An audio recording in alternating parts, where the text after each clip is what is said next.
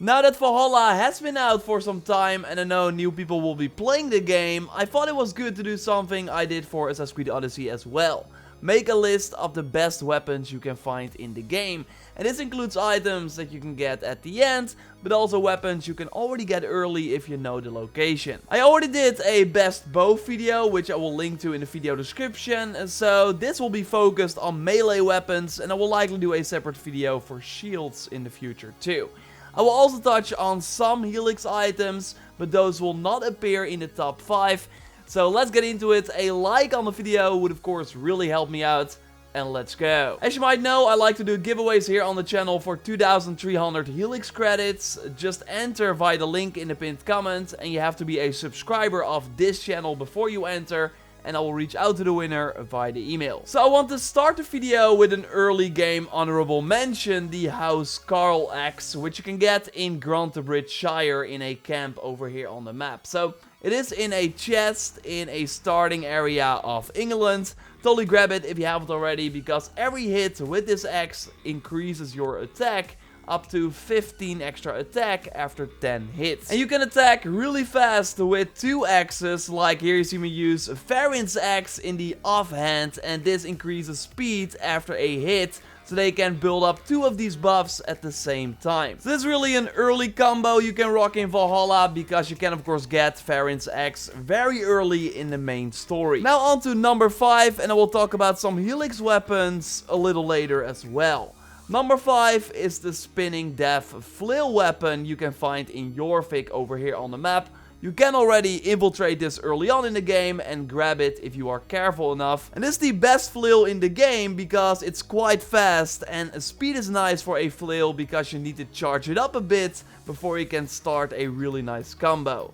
And then when the enemy is stuck in that combo, you will deal a lot of damage, especially when using 2 flails. But the thing about the Spinning Death is that you have a chance to drop a firebomb at the end of a heavy finisher. So when you end a light or heavy attack combo with a heavy attack. And a 40% chance to have this insane firebomb appear is great, because then enemies will almost instantly catch fire and just die from the damage over time.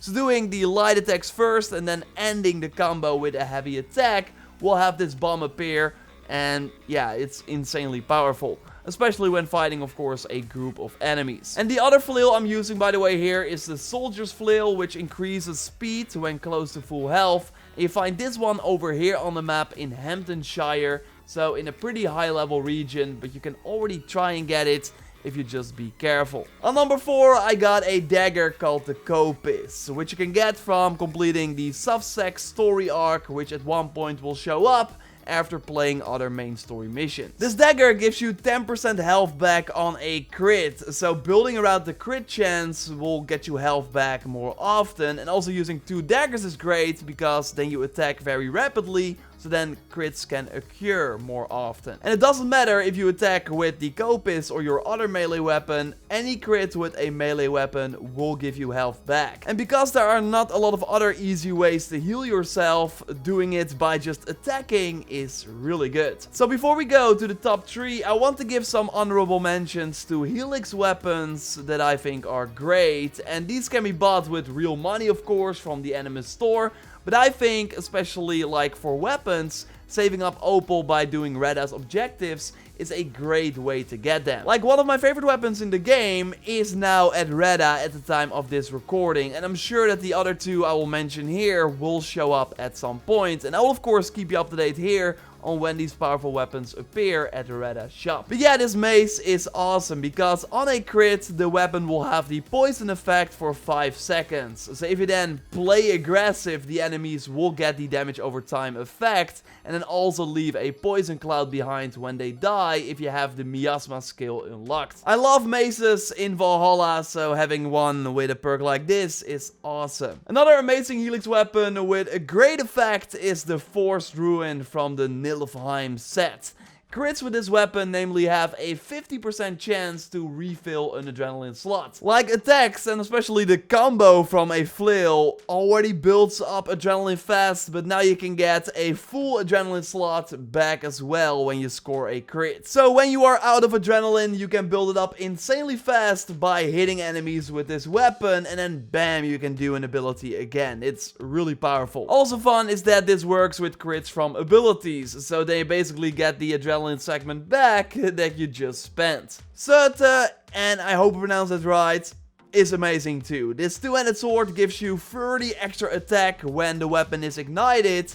So you can have this perk active at all times because having a weapon on fire is pretty easy thanks to the Fire Strike ability. You can unlock this by killing Order members and then giving the medals from those members to hide them in the Hidden Ones Bureau in your settlement. Having fire on your weapon adds even more damage, and enemies can then be burning too, so they will be unable to attack you and take a ton of damage over time. Like this on the hard difficulty fighting high level enemies, and you have no issues taking them out. So again, I will let you know when these items appear at Redda's shop, and to be fair, I expect upcoming Helix weapons to be among the best as well. So, fun to get for Opal. I will of course keep you up to date here. Now on to number 3, another two-handed sword, the Excalibur. Valhalla has a few amazing easy weapons with special effects and perks that you cannot find on runes. Like the Kopis blade's healing effect when doing crits is a major rune you can find and then put on any other weapon in the game. But the Excalibur's blind explosion on a heavy finisher is exclusive to this awesome looking blade.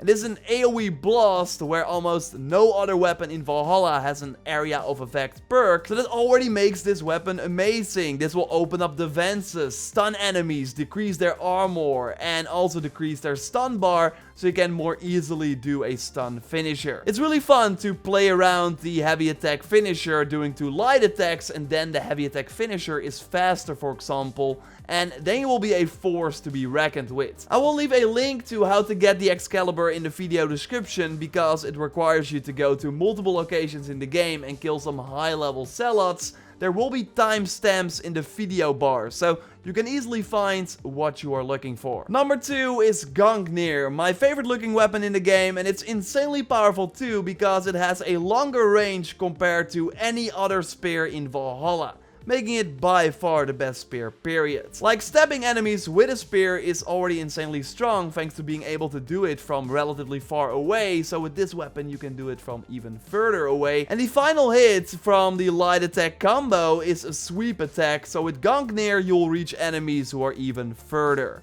Also nice is the grab attack you can do with a spear in the offhand, pushing enemies against structures or walls for some nice extra damage. And yeah, with Gungnir's extra range, you make this sort of free harpoon even better. But it kind of makes me wish that there was a second spear with this perk, because then you could really benefit from the longer range with 2 pointy weapons. Either way, you get the Gungnir after completing the Horjavelke story arc, so the one in Norway that you can do at the end of the game. Like, you will first need to complete all or almost all of the main story missions in England, and then after completing it, you need to go to this cave over here. It is in the 280 power level region. Then simply interact with the spear you find in the cave, and then you will get it. But also a video with a more detailed explanation and with timestamps in the video description. Okay, number 1. You are likely expecting this, right? Mjolnir. It would be weird to have a weapon with this name and not be number 1 in a Viking game. You can also get, of course, a dedicated Thor set, which is great in combination with this weapon. And this combination is all about stun, one, if not the most important perk in Valhalla. And Mjolnir has this insane perk, giving you a 33% chance to do stun damage to all enemies around you after a regular hit, and 100% on a finisher, so from either the light or heavy attack combo. So every enemy will be flinching when getting hit by this AoE blast, and then take a good hit to their stun bar. So then you can more easily do a stun finisher, but also I think the lower the stun bar, the less armor the enemy has, so the more damage your regular hits do as well. So that's even if the enemies are not on their knees yet. And I like how this weapon, and actually the other Isu items as well, make you really feel powerful without being completely untouchable. I also have a video up telling you how to get Mjolnir and the full Thor armor set with timestamps. A link to that is also in the video description. But yeah, it's also a very late game item. You namely need to kill all the targets in the order menu.